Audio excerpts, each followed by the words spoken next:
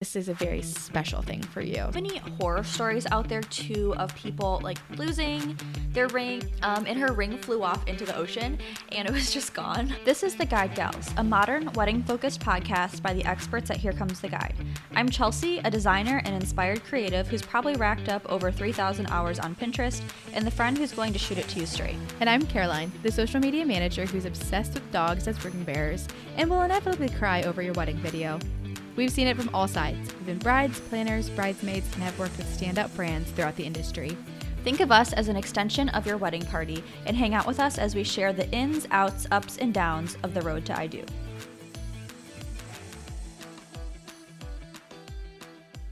Hey everyone, welcome back to the podcast. We're so excited to have you with us today. We're going to chat about something that I think is super fun, the beginning of the wedding planning process, aka engagement. So this is such an exciting time for your relationship. Getting engaged is a fun and beautiful time, but it also brings up a lot of questions about the wedding planning process. Yeah, so you could start to feel a little overwhelmed with this. So yes, getting engaged is super exciting, but we talk all about wedding planning, and by now you probably know that wedding planning, like, there's just a lot to it. So if you're overwhelmed, if you're confused about what to do next, a lot of times this has never happened before. So what are you supposed to do when you get engaged? So in this episode, we're going to break down what you and your partner should do to set yourselves up, for planning a wedding. Yeah, absolutely. And at the end of the day, this should be a fun thing for you. Fun, exciting time. So we're excited to talk about all the ins and outs of that. But before we get into our episode, dying to know, Chelsea, what are we drinking today? I'm drinking the exact same thing that I drink every single episode. I always think I'm going to switch it up.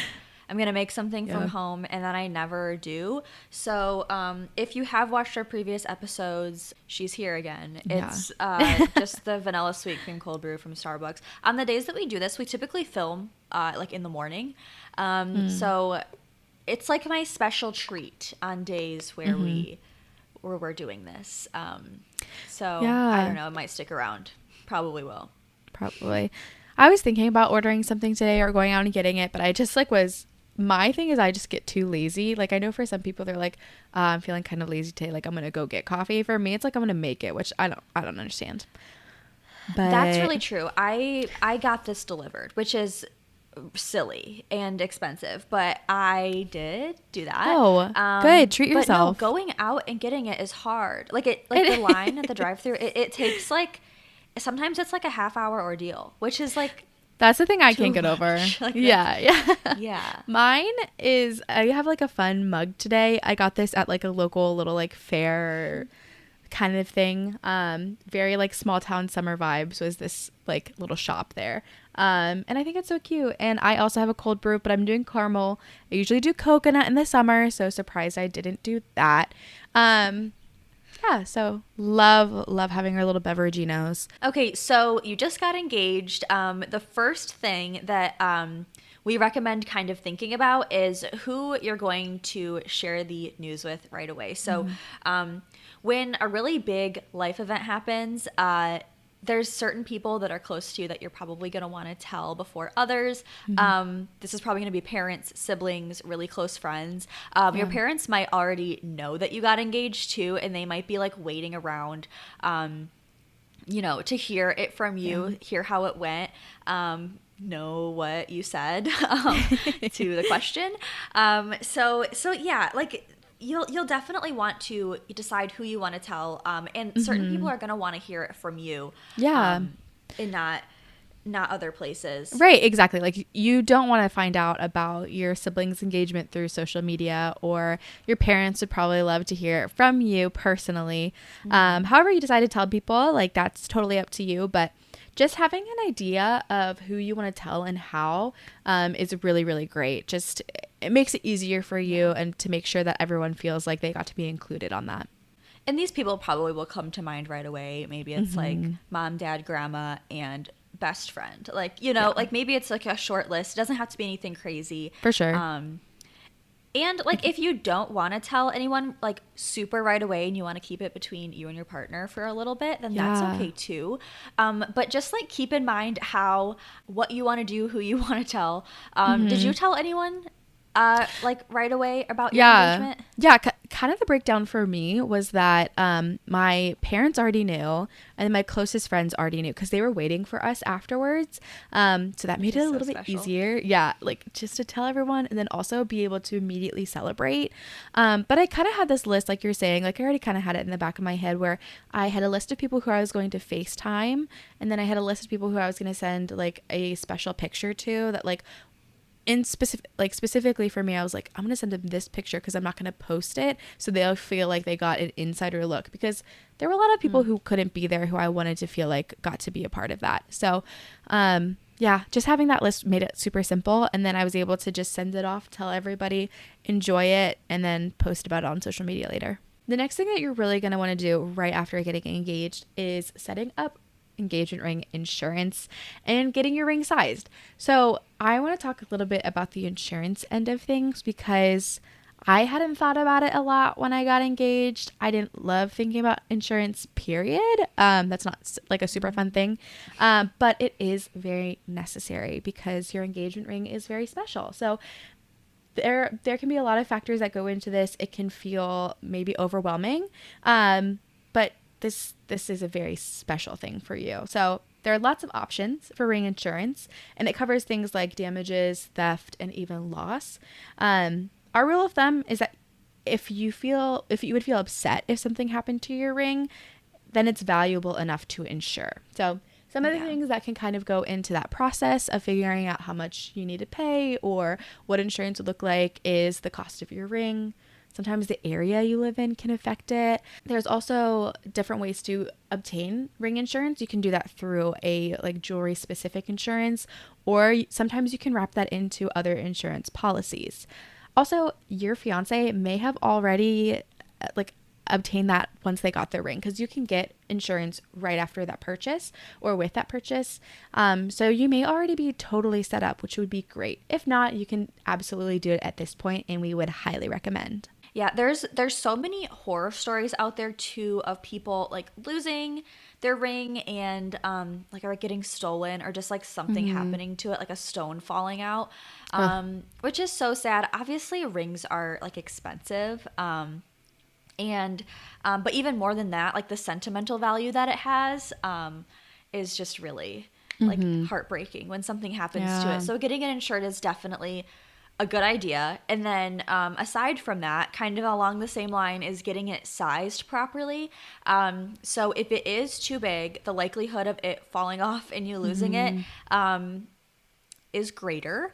And then you don't want it to be too small. It'll be so uncomfortable. And like truthfully, it just like won't look quite right on your finger. So we definitely recommend getting it sized right away. My grandma like actually has like a funny story when she first got engaged. Her and my grandpa were on a boat. Not sure what they were doing on the boat. Like I don't know where they were going or whatever. But she had just gotten engaged. She was wearing her engagement ring and it was a little bit too big. And she did like a point like out over the water. And her ring flew off into the ocean and it was just gone. Obviously, I doubt that they even like had ring insurance back then or Okay. anything. But so like, I don't know. But obviously, her ring wasn't Tragic. sized properly. So yeah, it could happen to you. And then I know that it's hard to like, you just got engaged. You want to wear your ring all the time. You want to show it off. It's like, you know, it's new, exciting, shiny. So like parting with it for it to get like resized kind of sucks. Like you don't want to let Yeah. it go, I'm sure. But what I know some people do is like get just like a little placeholder. You could just get like a cute ring at like a boutique or like even on Amazon, like whatever. Like you can just pop one on, and you could have fun with that too. And then when you do go to get it resized, we would recommend taking it back to the jeweler that you got it from, because especially if it has like intricacies like stones, diamonds on the band, Yeah. you'll want to make sure that like the person who made the ring will know the Yeah. best way to resize that ring. So Yeah.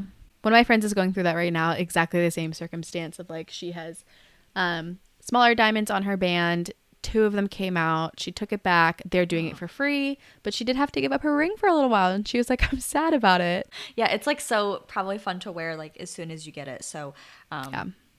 yeah, but yeah, you can't. I mean, better than losing it is parting with it for True. a week or two. Absolutely. Not sure how long it like takes, but Yeah. So another thing that we recommend doing, but is a totally optional step, is planning an engagement party. So totally optional for sure. You definitely don't have to do this, but I think like Caroline and I are always looking for an excuse to like plan a little party and Yes. have fun. And like you should celebrate it. This is a really exciting time in your life, and plus your family and your friends are going to want to celebrate with you too. Yeah. I feel like this is such a fun thing. Yeah, it is optional, but we highly recommend. And there's a lot of different options that you can take with this. It can be big, it can be small. You can plan it, you and your partner, your parents, your friends. I don't know. It's a fun thing to celebrate. And I had a short engagement, and I wish we would have done something a little bit more like a formalized engagement party. We did kind of have people over after we got engaged, so we kind of had a pseudo one, but it's definitely something that I think is just so fun. Like you're celebrating this big step, and then you're going to celebrate this even bigger step that you're going to take soon. And it's not even necessarily that something that has to be like a huge expense or something that a lot of planning goes into. You could even have people over for like a barbecue and hang out in your backyard. Yeah, that actually sounds so fun. Yeah, like go get pizza or something all together. It can be something on the smaller scale. But yeah, like celebrating this moment and like really soaking it up, I think is important. Yeah. And I think it's especially important to do that before you start thinking about your wedding planning. Like really soak up that feeling, that excitement, that fun of your engagement before you start into this next step, which is to start thinking about planning your wedding, because you'll need to secure a venue, think about your style. Those are things that you may have thought about a lot or maybe not at all, but you do really want to start thinking about it at this point. Because that was something for me that I knew pretty soon after we got engaged, like even before we got engaged, since I was a little girl, like I knew a lot of the things that I had wanted. And I think that's the case for some people, and other people probably after you get engaged, then you start thinking about it. Now it's this real thing. So I kind of fell into more of the I have an idea, I know what I want. Now I just need to execute these details. But what would you say for you? Like, how would you fall in between those? Yeah, I think like for me, at this stage in my life, like I'm really attracted to like weddings that I see that are really like intimate. Like I love the idea of like an elopement, like somewhere like where there's nature around, maybe somewhere that's like a secluded setting. Yeah, like that's what I'm really drawn to. So like maybe like somewhere that has neutral color palettes or like a lot of greenery, like I'm really attracted to. But I think that that also just reflects back to my personal style. So when you are starting to think about this, just really considering like what your personal style is and what you're attracted to and like what you gravitate towards is the way to do it. And once you do start thinking about this, it will really narrow things down for you. And you know, like obviously if I'm attracted to stuff with like an intimate feel, neutral color palettes, something, you know, just like maybe like, yeah, like a secluded setting, I'm probably not going to want to get married somewhere that's like a glitzy, like downtown city, like hotel. Right. Beautiful. I'd love to attend one of those weddings, but it doesn't really reflect my personal style. So yeah, thinking about that, we actually did an entire episode about how to choose your wedding venue too. So if you haven't listened to that, you can totally check that out. Yeah, we'd recommend listening if you haven't already to that for one. sure. Yeah. And we also list thousands of wedding venues on Here Comes the Guide. That's where Chelsea and I work. So you can find so many things there. You could even narrow down your search by your state, by your area or region, but also by your style. Like you could look at specifically woodsy venues, or you could look at city venues. You could look at things on the lake. There's a lot of different ways that you can search for that. And who knows, maybe you'll find your dream venue. So the next step that we recommend, and like this is like really near and dear to our hearts, is to get organized. So everyone like that works at Here Comes the Guide is like seems like a really type A, organized personality type. Organization, I think, is one of Here Comes the Guide's love languages, truthfully. So we're passionate about that. And there's like a ton that goes into wedding planning. We've said this like 100 times. But there's lots of steps, but there's also lots of ways that you can organize the planning process for yourself. So our biggest recommendation is to pick a way that works for you and your partner and then just stick to it. So like there's lots of ways you could do that. You could like have a special notebook. You can keep everything in Google Docs. There's lots of different ways you can do it, but as long as you like pick a system and stick with that system, everything will be consistent throughout the whole process. And then it'll make it a lot easier for you. Oh yeah. Again, shameless plug. We have free wedding printables that you can use as part of this organization process. So you're able to use any of those resources, pick and choose the ones that work best for you. They're free. So that's a huge plus. We have ones for budgeting. We have ones for picking the perfect venue, just like overall organization things. So would highly recommend those. I might be biased, but I think they're pretty great. Also, you can access those, yes, on Here Comes the Guide, but we also will have them linked on our website, theguidegalspodcast.com. Yeah, we have some resources that we built out ourselves. And then, of course, we link back to a huge library on herecometheguide.com where you can find so much stuff. That they really are awesome and free, which is the best part of it. But there's actually like everything in there where you're able to print out a bunch of stuff where you can make a complete wedding planning binder. So if that sounds like a way that would be an effective organization route for you, definitely take advantage of it. But it's an awesome way to keep everything in one place. For sure. And yeah, stay consistent once again. And really, like, this leads really nicely into the next thing, which is to have a money talk. Because once you get organized, you'll have a better idea of budget. You'll have a better idea of how you want to spend your money, which is really important because weddings are expensive and there's a lot of decisions to be made no matter what your total budget is. Like, there's a lot that goes into it. And you will want to be clear with your partner and with yourself, like how you want to spend your money and what you want to be doing. Be really, really honest in this conversation because I think this will set you up for the most success in the planning process, and it will just make it easier, less stressful overall. Yeah, for sure. So making these decisions, just like Caroline said, as a team in this process and having this conversation is super important. You both will likely have expectations about how much you can and should spend on your wedding. And yeah, having like healthy conversations about your finances, about your spending, budgeting, all of that stuff is really huge and a perfect way to set yourselves up for healthy conversations for your entire marriage on this. So start off on the right foot, be honest with each other once again, and set your expectations out, figure out those non-negotiables. And we have done an episode on this deep dive. Our first episode that we put out is all about budgeting your wedding. And it was our first episode for a reason. Making sure that your finances and your budgeting are clear for this is very important.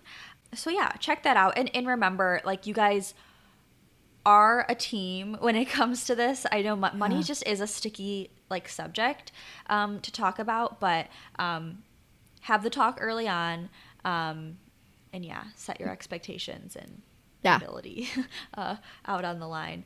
Absolutely. So our next thing that we're going to dive into, I think, is my favorite, probably Caroline's favorite too.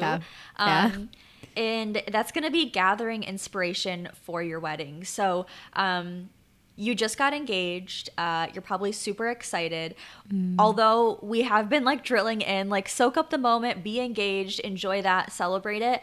But you're probably also excited to start looking at like figuring out what you want your wedding to look like. Maybe you already know exactly what you want it to look like and you're just excited to start like putting those things into place.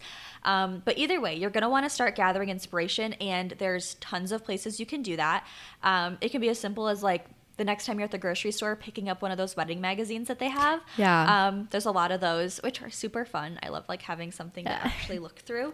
But Pinterest is like my favorite place on the internet. And like Pinterest and weddings are like peanut butter and jelly. Like they go together So well. nicely. Mm-hmm. Yeah, so there's tons of stuff there. Start pinning, create a board, even like cut out stuff from the magazines if you get them and like make a physical mood board. You Yes. can really start figuring out what you want and getting clear on like all of the little details. Yes, yeah. And you guys are going to be like, Caroline, shut up. There's a lot of inspiration you can find on Here Comes the Guide. So we list things like real weddings. We have tons of venues. We have lots of editorial or articles about a lot of these different topics. One of the things that I think is really helpful is the real weddings, because you can get an idea for lots of different things through seeing a whole gallery. One of the things that I love the most too about Here Comes the Guide is that if you love the way that venue looks and you could imagine yourself getting married there, great. It's one click away from their profile where you can get full information about capacity, about different rental fees. So you can use that really tangible information to immediately start moving on other things for your wedding planning process. So makes it super simple. Like Chelsea said, Pinterest is one of our favorite places ever. You can also follow Here Comes the Guide on Pinterest, because we try and make sure that we have that mix of inspirational content, but also things that are really, truly useful. And we could probably talk about this for a long time. So Yes. if you would like for us to take a deeper dive on like gathering wedding inspiration, finding out what your like personal wedding style might be, something like that, let us know. We'd love to create a full episode going into that deeper. It'd be so much fun to talk about. Yes. If that at all piques your interest, please Let us know. If one person likes this post, we will we will be do making it. an episode. Like, for sure. Yeah. And I think it's really important to mention too, and where we're going to leave you off with this last thing to do after you get engaged, is to just enjoy your engagement. It's a big thing. It is something to celebrate. It's fun. It's exciting. It is that, I've said this before, like it's a big step before another big step. So really being able to be a part of that moment and just enjoy it is important, because like I said before too, like I had a short engagement and I wish I could have enjoyed it a little bit more. I think I had to immediately switch from great, we're engaged, into planning because we had a short time period. But it really is something that is worth being celebrated, and you should definitely take that time to just soak it in. Yeah, I know like in life in general, it's like I do this a lot. It's just really easy to get caught up in like the next thing, and like figuring it out and like not fully being present. So this is really special. We've said it 100 times probably in this episode, but yeah, taking the time to like soak it up, enjoy it, and be present in your engagement, just like be fiancés together for a while. You'll probably only be engaged once, hopefully. I think that's most people's like goal. Yeah. So yeah, like live in the moment and enjoy it.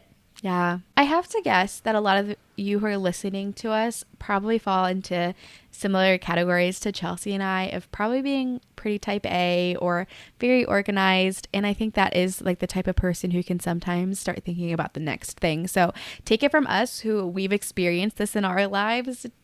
It's okay to slow down and just enjoy it. Yeah, it's definitely okay. Yeah, it's hard when you have that personality type, like overly ambitious, a major planner, like just always thinking a couple steps ahead. It's difficult, but yeah, we'd recommend attempting to the best of your ability. Yeah.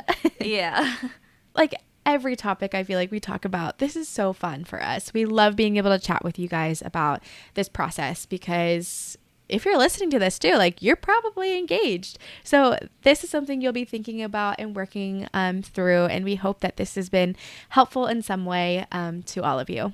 Yeah, we love weddings, so we love engagements. So yeah, this was a fun one to do. Congrats on your engagement. Yes. And yeah, if you want to reference anything specific from this episode, we will have show notes available on our website, theguidegalspodcast.com.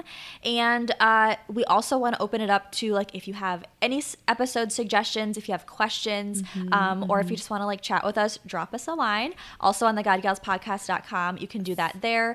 You can also come hang out with us on Instagram, where we'll post a lot of behind the scenes stuff, more to do with every episode. And, you know, you'll get to see what's coming up. We share fun polls. Fun stuff there. Lots of fun stuff. That's like, yeah, lots of things on the Instagram. So that's at the Guy Gals Podcast on Instagram. Yeah, there's lots of ways to connect with us. Please, please, please do. But also, I do want to mention for anyone who might be listening to this episode, you can also find us on YouTube. We do have a video portion to this. So maybe you're watching this, and if so, hey. But if you are listening, just know that you can also see our faces over on YouTube. That is at Here Comes the Guide. We combine it all there so you can have all that information at your fingertips on YouTube. But just wanted to mention that you can find us there. Well, that's wrapping it up for us today. Cheers to our cold brews that are probably not as cold anymore. Our room temperature brews. Yeah. Cheers. All right. Cheers.